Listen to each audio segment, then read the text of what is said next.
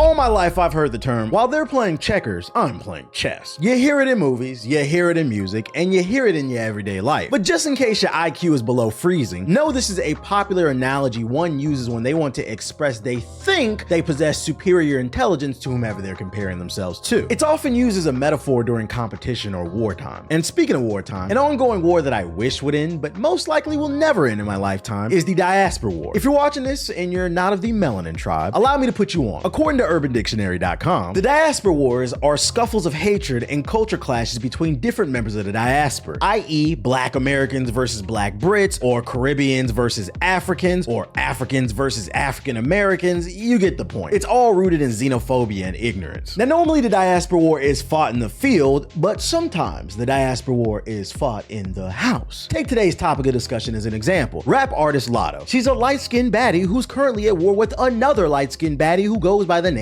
Ice Spice. In my previous video where I reviewed Ice Spice's debut album, I briefly touched on this. See, Latto pulled up to Ice Spice's old hood in the Bronx, and to nobody's surprise, Ice Spice wasn't there. See, these ladies have had Angus levels of beef for the past year or so, but I predict after I'm done instigating in this video, their beef will be promoted to Wagyu levels of beef. See, Ice Spice has been a commercial darling since she came on the scene 2 years ago with her hit single Munch, and since her rise to fame, she's been taking little pot shots at Latto and her music, with many speculating it was in fact Latto that Ice Spice was referencing when she said, "Think you the shit, bitch?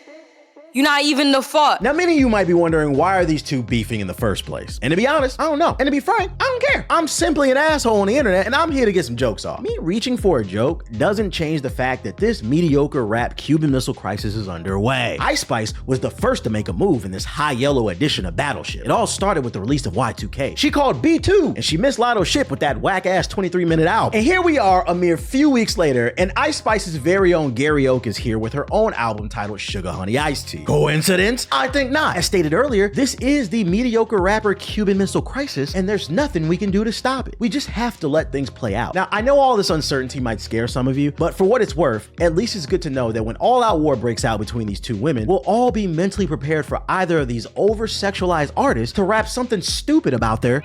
Listen, I'm a betting man, so I'll bet anyone in the comment section $5 that if Ice Spice is gonna respond to Latto, it'll be with some whack-ass bars about how she let Latto's man smash for revenge. She'll probably say something along the lines of, "Love me a scammer that's at least 6 feet tall. I let Latto's man hit and he had me screaming. Tear down this wall." With all the jokes out of the way, it's time to turn our attention to the latest move in the diaspora war from Latto. She first burst onto the scene 13 years ago as a tween with footage of some of her old performances, even still up on her YouTube till this day. She originally went by the name Miss Mulatto until the internet bullied her into shortening her name. Why? Well, according to UrbanDictionary.com, a mulatto is someone who has one white and one black parent, or someone whose ancestors were also mixed with white and black, also known as mixed race. A lot of South American countries have large percentages of mulattoes, and the example they use is Bob Marley as a mulatto and Halle Berry. Now, growing up as an African American myself, I've heard this term used because I too have high yellow people in my family. But in my family, it was just used to describe someone with fairer skin. But I also am not ignorant. Sometimes it's used by melanin deficient people or even colorists as a derogatory term because some people just don't like race mixing. Thus, some people are more sensitive to the word than others, and Latto found out the hard way. So I say smart move on her for changing her name because it's one of those cases where she most likely had no intention of offending anybody. Everyone's experience is different growing up. When you're trying to hit that global stage, you have to ask yourself, is this thing serving me or is it just hurting? That one move to change her name helped her get back on track before her career crashed and burned, and because of it, she eventually made the 2020 XXL freshman class. Now, before making the freshman class, I had heard Latto's name before and even some of her music, but truthfully, I wasn't paying her much mind because I didn't really see the vision. Matter of fact, I'd often get her confused with another rapper named Rennie Rucci because they had a similar look, similar music, and they came up around the same time. But once you make that XXL cover, I am forced to pay attention, and that's for two reasons. It's a legacy publication, so that's a major cosign. They're essentially saying you got next in the rap game, and because I'm honest, my audience loves my reactions to the freestyles and the ciphers. It's become a bit of an annual ritual over on my other channel, Hokage Highlights. If I recall correctly, I wasn't too impressed with Latto when she first graced the XXL stage. Man, I'm fucky. You know Latto low key. me. I'm a young OG. You can't play a real P-I-M-P. I see my ex the other day, that nigga started to cry. I see these bitches sneak this and they know better to try. Cause like a check bag, we ain't letting that shit fly.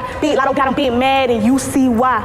I'm pimping niggas like China. Truthfully, I didn't think she was bad. I just thought she had very generic boss babe bars that I've heard from countless other artists. I didn't really see a reason to remain in tune with her movement. I would have never called her trash, but I would say it wasn't for me. But since that XXL moment, she's continued to grow her fan base and even got a couple of hit singles, so salute to her. Now recently I took to Twitter to ask you the viewer to put me on to some new music as my rotation has gotten a bit stale. And one thing I saw come up was to check out Latto's new album, Sugar Honey Iced Tea. I had no intentions of listening to this project, but I'm a troll who's committed to the bit. My last video was about Ice Spice, so I figured I'd find a way to weave those two videos together so I can get some jokes off. And I'm glad that I did because I have a confession. Sugar Honey Iced Tea is not bad, and I'm gonna touch on that more. Before I do, you know the rules for this channel. Before we review the music, we review the art. After all, the album cover is the original YouTube thumbnail. Back when you had to go to the store to purchase records, a great album cover would catch your attention and hopefully your purchase. If we take a look at Latto's album cover for Sugar Honey Iced Tea, there's a lot to unpack here. The first and most obvious thing is the excellent use of a deep squat on the cover. She's hitting a static pose commonly used in the fitness community to improve hip mobility. And here on this channel, we stand a queen who's using her influence to combat the obesity issue here in the United States of America. But I think what impressed me most is the fact she's hitting this deep squat static pose with heels on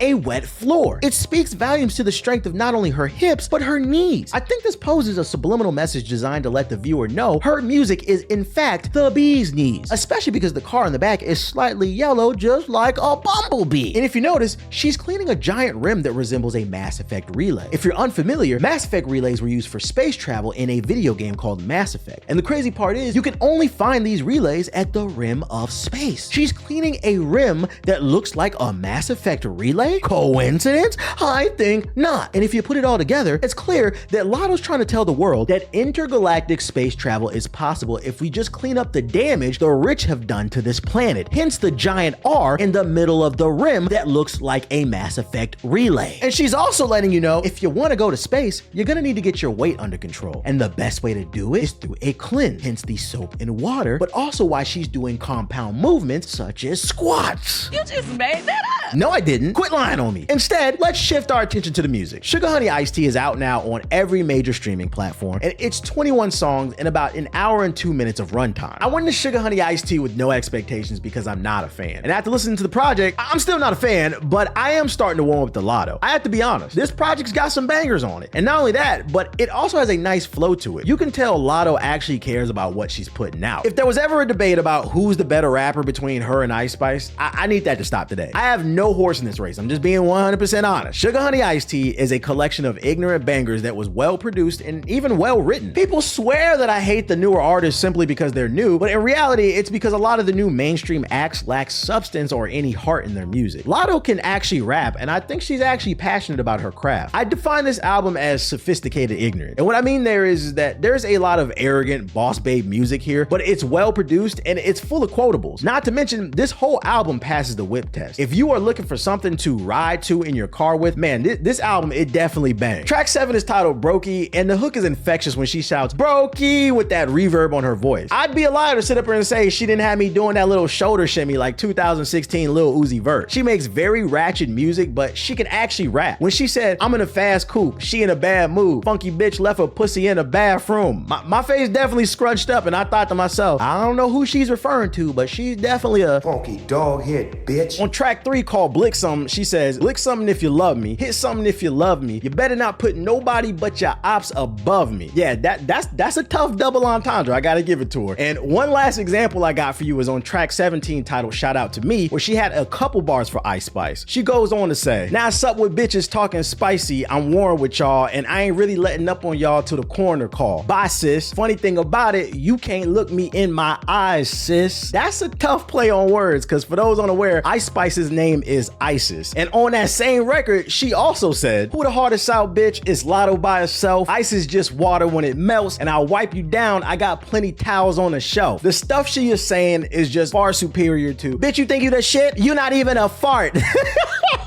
Granted, a lot of the bars outside of that diss stuff is your typical "my life is better than you" bars, but I think the reason they don't wear out their welcome here is because of the clever wordplay, but also her flow. A lot of these songs are fun to listen to simply because she switches up her flow all throughout the album. Some songs she's just floating on the beat, others she's using melodies, and then there's some that just have like different inflections in her voice that make it fun to listen to the music. And that's the stuff I look for. You don't have to drop Illmatic, just do something different from track to track to keep the listener engaged, which she managed to do on this album. And she even tried other stuff with songs like Ear Candy and Prized Possession, where she attempts to do some love type records on the album, but for me, they didn't really resonate. I think it's because she doesn't fully commit to being vulnerable, so for me, it's just weird to listen to. She does this whole 1 foot in, 1 foot out thing where she acts like she wants love, but then she's still this boss babe that don't need no man. It also might just be a case where I'm not the demographic for this type of stuff because the messaging is just confusing to me. But I still give credit because at least she tried to do something different, and the guest appearances from Mariah the Scientist and Tizo Touchdown are sonically nice. My main criticism with the album is I still don't know who Latto is outside of the boss babe stuff. You can't be Iron Man 24/7. Even Tony took off his armor sometimes. So as an artist, I do think she needs to think about how she can develop her sound outside of the ratchet stuff, because the problem with this lane in hip hop is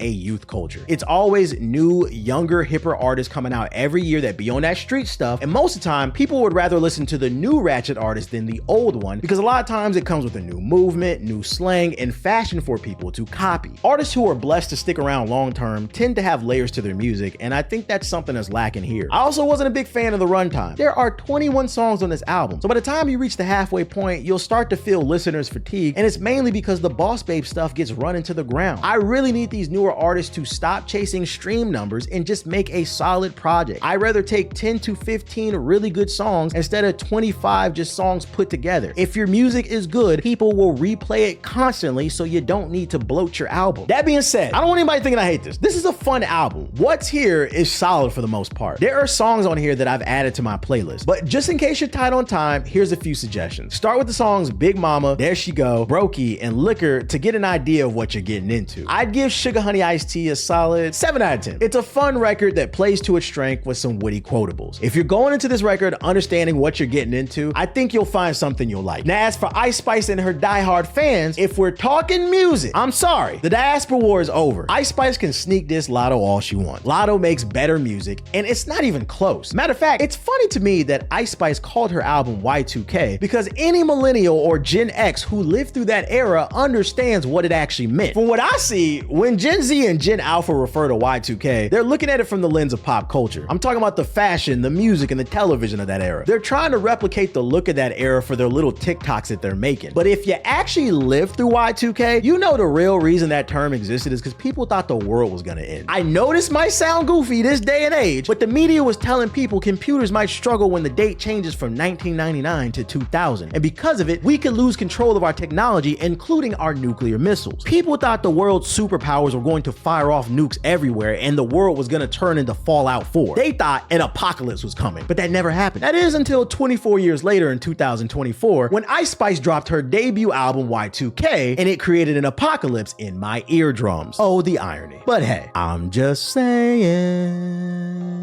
I'm also just saying thank you to Super Tizzy on Twitter for recommending I check out Sugar Honey Iced Tea. Y'all seem to really like when I discuss music here on this channel, so I'm doing my best to produce content on things that make sense. If there's anything you think I should be listening to, let me know in the comments below and you might get a shout out in the next video. Links to all my social media pages are in the description box below, but more importantly, there's a link to my previous video on the screen right now. I listened to Ice Spice's Y2K album 5 times back to back and I lost brain cells, but I did manage to get a funny video out of it. So if you want a laugh, click the card on the screen right now and witness me break down all the best poop bars in Y2K.